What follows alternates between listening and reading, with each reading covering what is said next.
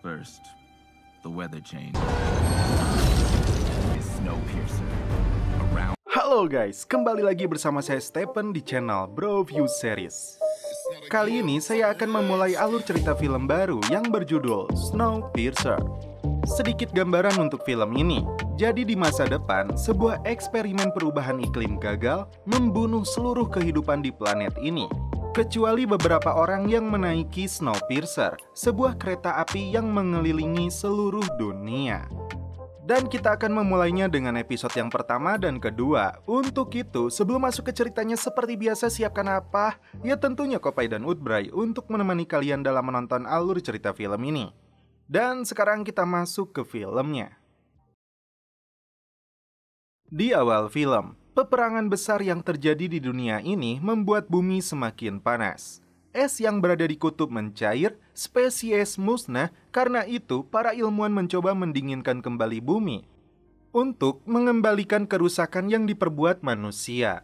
Alih-alih membekukan bumi hingga ke intinya, namun yang terjadi, seluruh bumi membeku hingga minus ratusan derajat Celcius, hingga tidak ada satupun wilayah di dunia ini yang layak untuk dihuni. Seorang visioner bernama Tuan Wilford meramalkan masa depan. Sebelum semuanya terlambat, dia membangun sebuah kereta bahtera besar dengan 1001 gerbong yang disponsori para sultan. Kereta dengan berbagai fasilitas mewah ini mampu menampung ribuan orang mengitari bumi selama 24 jam penuh tanpa henti. Masalahnya, tidak semua orang mampu membeli tiketnya. Rakyat jelata dan kaum penyintas yang tertinggal melakukan perlawanan untuk memaksa masuk ke gerbong terakhir. Sebagian dari mereka berhasil masuk ke dalam gerbong ekor dan sebagian lainnya harus rela mati dalam dinginnya cuaca. Momen paling berdarah itu terjadi tepat di hari pertama kereta tersebut berangkat untuk pertama kalinya mengitari bumi. Perkenalkan, dia adalah Melanie, orang yang bertanggung jawab terhadap seluruh operasional kereta termasuk di bagian penjamuan. Hari itu, Melanie memberikan informasi jika kereta ini telah menempuh perjalanan mengitari bumi selama 6 tahun 9 bulan dan 26 hari dari keberangkatan pertama kalinya. Selain itu, suhu di luar mencapai 119,6 derajat Celcius. Mustahil bagi makhluk hidup dapat bertahan di luar sana. Selanjutnya, kita diperkenalkan dengan tokoh utama dalam film ini. Dia bernama Andre Layton, seorang mantan detektif yang bertahan hidup dengan penumpang lainnya di gerbong ekor. Tepat pukul 8 setiap harinya, petugas kereta atau biasa disebut petugas rem dikawal pasukan bersenjata untuk mengirimkan makanan demi para penumpang gerbong ini. Situasi memanas karena jatah makanan mereka hanya sebatas jeli keras yang tidak layak untuk dikonsumsi. Bahkan setiap hari ransum itu terus berkurang. Tidak sedikit dari mereka yang mengalami kelaparan dan sakit-sakitan. Sedikit informasi, gerbong terakhir ini tidak layak untuk disebut sebagai bagian dari kereta mewah yang dibangun Tuan Wilford. Gerbong ini begitu kumuh, penuh sesak, bisa dibilang mirip dengan kereta KRD di tahun 90-an. Jika kalian ingat, jangankan untuk duduk, untuk berdiri saja sulit. Apalagi jika di samping kita itu mengeluarkan bau kelek yang melenghir. Kembali ke film. Para pria di dalam gerbong ekor ini berencana untuk melakukan pemberontakan mengambil alih Snowpiercer. Saat petugas rem datang tadi pagi, Layton telah menghitung jika kedua gerbang terbuka hingga 1 menit 10 detik. Tujuan pertama mereka adalah mengakses gabungan listrik setidaknya membutuhkan waktu 4 menit. Di antara mereka, selama 7 tahun ini, hanya Ivan tua yang pernah memasuki gerbong malam untuk memperbaiki piano. Di antara mereka ada wanita bernama Josie yang dekat dengan Layton. Sepenuhnya dia mendukung gerakan revolusi ini, apalagi dia tidak setuju jika semua wanita disteril hingga tidak bisa melahirkan. Layton sendiri sebenarnya masih ragu karena kekuatan mereka tidak akan mampu melawan pasukan yang dilengkapi persenjataan. Dia ingat 3 tahun lalu saat pemberontakan yang sama pernah dilakukan. Kala itu mereka bertarung bagai pasukan tapi buta pada tiap pintu. Akibatnya 62 orang rekan mereka tewas dan 13 lainnya mendapat hukuman potong tangan. Menurutnya mereka butuh sekutu untuk memuluskan misi ini. Si brewok Pike menganggap Layton tidak berani berjuang demi mereka. Merasa diragukan perjuangannya, Layton mengancam pria ini. Akhirnya, Josie menengahi adu mulut di antara keduanya. Mereka sepakat untuk menjalankan misi ini sebelum dilakukan penggeledahan dan senjata mereka ditemukan petugas.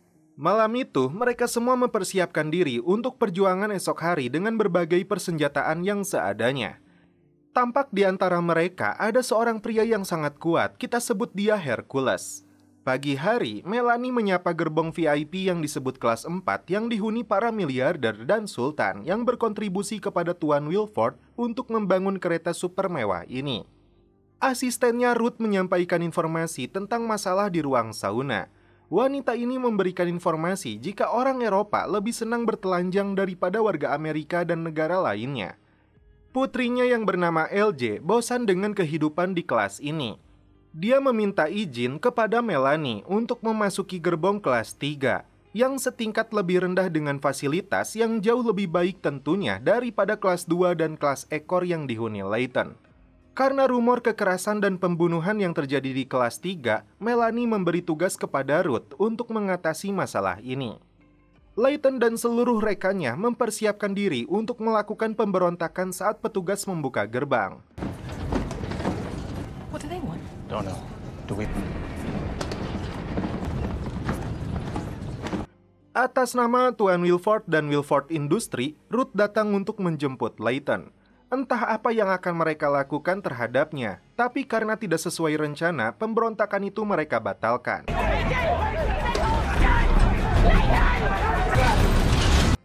Sebelum memasuki gerbong kelas atas, Layton harus melalui serangkaian proses pembersihan dan pengecekan terlebih dulu untuk mencegah penyakit menular dan berbahaya yang dibawanya dari gerbong ekor.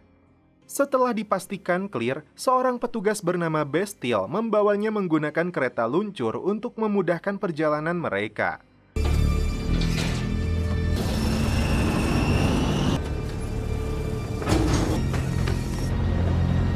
Bisa dibayangkan jika harus berjalan melalui ratusan gerbong.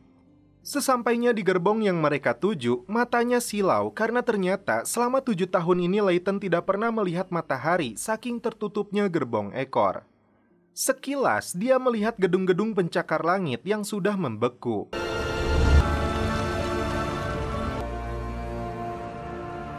Di ruang makan kelas 3 itu, Layton diperkenalkan dengan kepala petugas rem yang bernama Roche.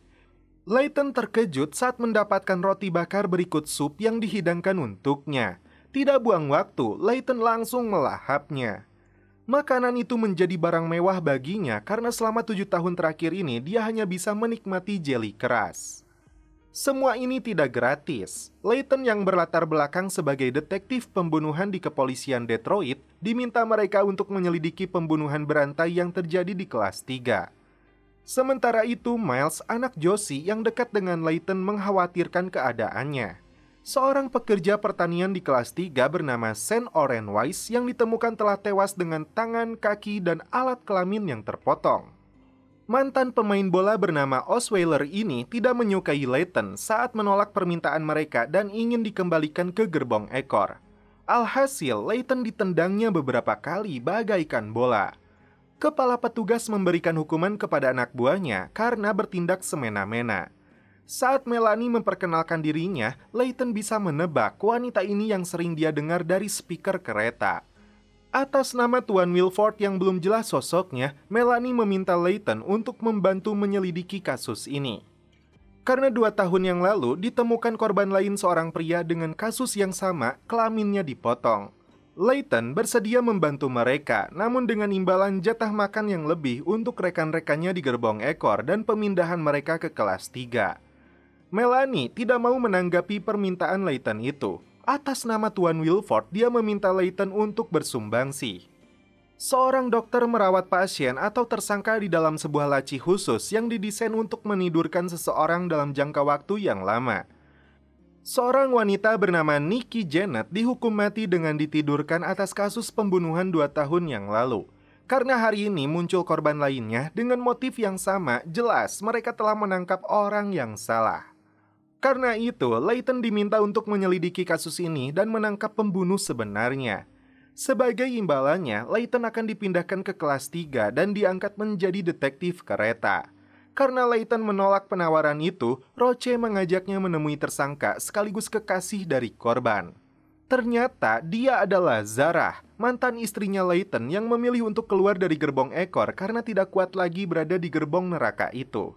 Dia memilih untuk berkhianat dan bekerja di gerbong malam, istilah untuk klub malam di kereta ini. Zarah balik menuduh Layton meniduri Josie saat dia pergi. Layton melanjutkan perjalanannya. Dia tidak menyangka terdapat 130 gerbong pertanian yang khusus menanam berbagai sayuran dan buah-buahan yang diperuntukkan khusus untuk penumpang kelas atas.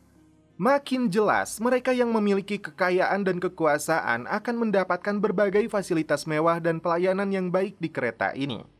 Melanie sepertinya menggunakan berbagai cara untuk membujuk Layton.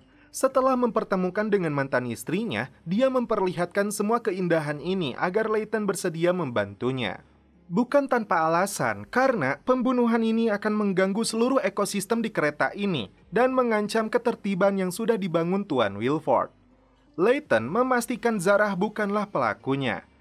Layton bersedia membantunya jika makanan yang layak, ruang, dan hak reproduksi kelas 3 diberikan bagi seluruh penumpang ekor.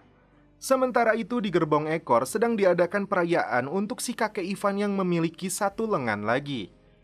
Tak diduga saat Ivan diizinkan untuk menyendiri, dia memilih untuk mengakhiri hidupnya dengan gantung diri.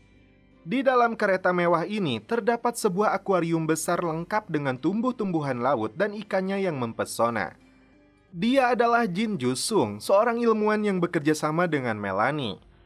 Para pengekor memanfaatkan mayat Ivan agar petugas membuka gerbangnya karena sesuai protokol keamanan mayatnya harus dipindahkan.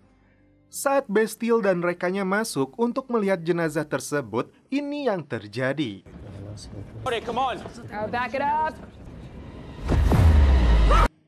Pemberontakan tidak terelakkan lagi. Puluhan pasukan keamanan menjadi korban. Si Hercules dengan tangan superpowernya mampu menjatuhkan banyak petugas.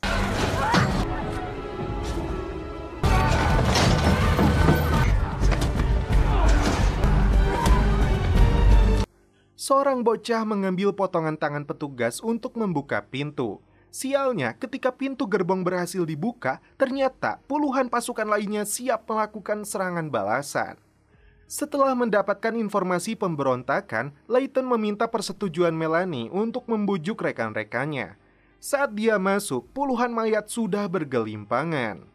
Pike dan rekan-rekannya menahan Bastille sebagai sandera. Layton membujuk Pike untuk menurunkan senjatanya. Dia akan berjuang untuk menyelamatkan mereka semua dengan caranya. Layton membutuhkan Pike di ruang mesin jika saatnya telah tiba. Namun sebelum itu, Layton melayangkan pukulan kepada si Bastille untuk membalas perbuatannya saat berada di kelas 3. Layton melakukan negosiasi dengan Melanie untuk mengampuni rekannya dengan memasukkan mereka ke dalam laci. Melanie awalnya menolak dan bermaksud untuk mengeksekusi mati mereka semua. Sebagai imbalan pengampunan mereka, Layton bersedia untuk membantu menyelidiki kasus pembunuhan di kelas 3 demi ketertiban Snowpitcher. Lelah dengan kegiatannya hari ini, Melanie kembali ke gerbong mesin yang menjadi pusat ruang kontrol sekaligus pengendali kereta ini. Setelah mengganti kostumnya, Melanie berbincang dengan rekannya bernama Bennett yang duduk di kursi masinis. Situasi di luar makin memburuk. Longsoran salju telah mengganggu jalur kereta ini. Yang mengejutkan, Bennett menyebutnya sebagai Tuan Wilford. Apakah yang dimaksud Tuan Wilford itu adalah Melanie sendiri? Ruth dan petugas keamanan masuk ke gerbong ekor untuk memberi hukuman kepada mereka yang terbukti melakukan pemberontakan. Salah satunya adalah seorang bocah yang harus dipotong tangannya. Ibu si bocah itu tidak tega dengan hukuman tersebut dan meminta kepada Ruth untuk menggantikan posisi anaknya. Yeah, little. It's my fault. With the moral fortitude to take responsibility. Oh, baby. Oh, come here, baby. Oh, you're so brave. You strong, Winnipeg?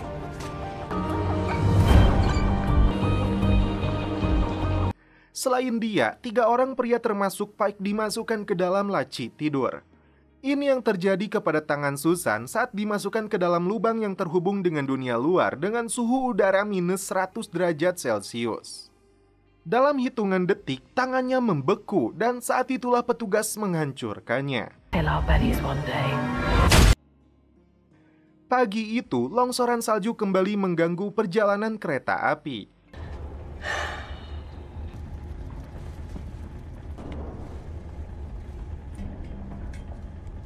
Good morning. Our speed keeps every revolution. With a storm like this, Javi memberikan saran kepada Melanie untuk menurunkan kecepatan kereta hingga 12%. Melanie menolak karena perlambatan kereta ini akan mempengaruhi suplai listrik yang dihasilkan. Itulah alasan Snowpiercer terus melaju mengitari bumi tanpa henti karena energi listrik dihasilkan dari putaran roda kereta ini. Daya yang sangat besar untuk kebutuhan seluruh kegiatan operasional yang berada di dalamnya menjadi alasan kereta ini tidak pernah berhenti. Pagi itu, Layton dikeluarkan dari dalam penjara untuk menjalankan tugasnya. Secara tidak sengaja, dia melihat beberapa pengekor, itu adalah istilah penumpang gerbong ekor. Kasus pemberontakan yang terjadi di kelas paling bawah itu menjadi perbincangan para sultan saat menikmati sarapan pagi. Melanie yang menjamu mereka memastikan semua baik-baik saja. Mereka baru tahu seorang detektif yang berasal dari pengekor ditugaskan untuk menyelidiki pembunuhan berantai di kelas 3. Sioce yang bernama Lila yang berlatar belakang pengacara menawarkan diri membantu penyelidikan ini. Blasteel mengajak Layton menemui petugas terowongan bernama Jax yang menemukan mayat Sen pertama kalinya. Mayat itu dia temukan tanpa lengan, kaki, dan alat celepot. Blaze menolak pertanyaan Layton tentang lokasi pemeriksaan antar kelas. Dia khawatir Layton memanfaatkan informasi itu untuk kepentingan pengekor. Pertanyaan terakhir Layton kepada Jax, makanan apa yang sedang dia nikmati? Dia pun menjawab mie dengan potongan daging sapi favorit di kelas ini. Blasteel membawa Layton mengunjungi gerbong malam tempat TKP pertama. Welcome to the night car. Seorang penyanyi membawa Layton menemui kembali Zarah ke ruangan khusus. Di sini, Zarah mengajaknya untuk bermeditasi mengingat kembali kisah kebahagiaan mereka di masa lalu saat Layton meminangnya. Larut dalam suasana, akhirnya mereka pun celepot.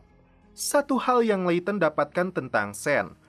Korban dari pembunuhan itu, dia bertugas memberikan informasi penting kepada Tuan Wilford. Sebagai imbalannya, Sen akan mendapatkan lotre bayi, istilah yang diizinkan untuk seorang wanita yang bisa melahirkan di kereta ini. Rencananya, lotre itu akan diberikan kepada Zarah. Penyelidikan kembali dilakukan. Kali ini, Layton melihat kembali mayat Sen ditemani seorang dokter yang bertugas melakukan otopsi. Pertanyaan besar bagi Layton, dari mana pelaku bisa mendapatkan alat untuk mutilasi korban jika bukan berasal dari tukang jagal? Itulah alasan Layton menanyakan mie dengan potongan daging yang disantap Jax dan Blasteel. Terungkap sebuah fakta, 2 tahun pertama di dalam kereta ini ada kultus pembunuh. Muncul kelompok gangster yang membunuh dan memakan pengekor lainnya. Layton dan lainnya menyerang pemimpinnya kemudian memakan sebagian jantung orang tersebut agar tidak ada yang katakan mereka tidak bersalah. Layton dan Blasteel ditolak memasuki gerbong khusus sapi sebelum membawa surat izin dari notaris. Sementara itu, Melanie mendapat informasi dari dokter jika Nikki menderita kerusakan saraf permanen akibat efek samping dari laci tidur itu. Tak mereka duga sebelumnya, terjadi longsoran salju yang sangat besar dari lereng gunung menghantam Snowpiercer. I've got a seismic alarm. How bad is it? Hope is coming down. We're not gonna get through the debris.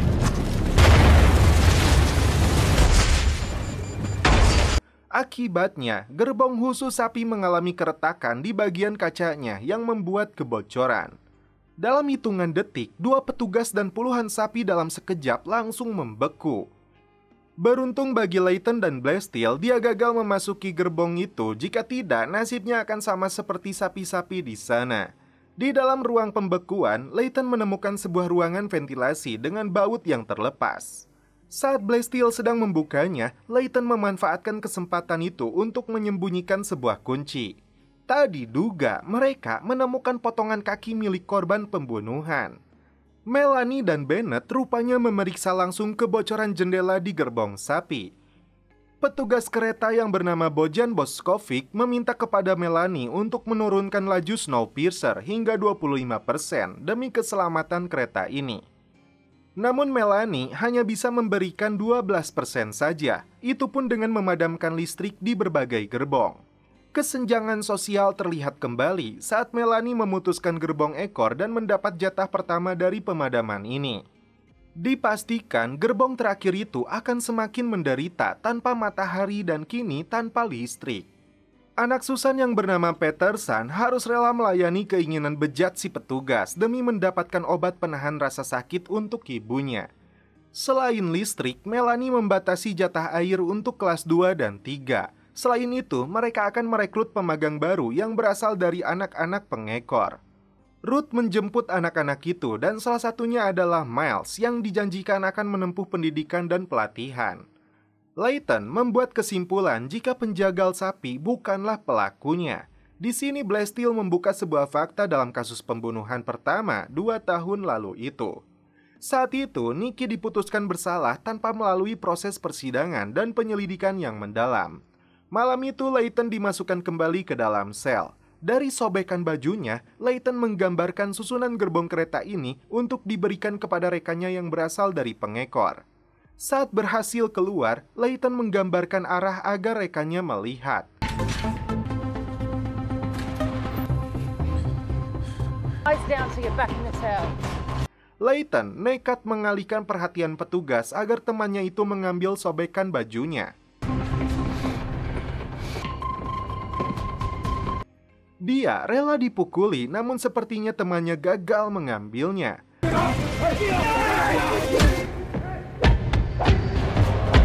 Melanie melakukan interogasi kepada Layton setelah nekat berani melarikan diri.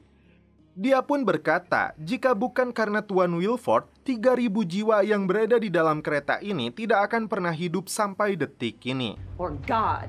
It is thanks to of need and greed, degrees below zero outside. Layton pun meludah, itu tandanya ini semua omong kosong. Karena kini dia tahu Sandwise adalah informan yang ditugaskan Wilford. Dibayar dengan imbalan lotre bayi seperti yang dikatakan Zara. Melanie kini menyadari Layton seorang detektif yang cerdik dan karena itu Tuan Wilford menugaskannya. Karena alasan itu pula, Layton masih dibiarkan hidup. Dan setelah itu film pun berlanjut ke episode 3.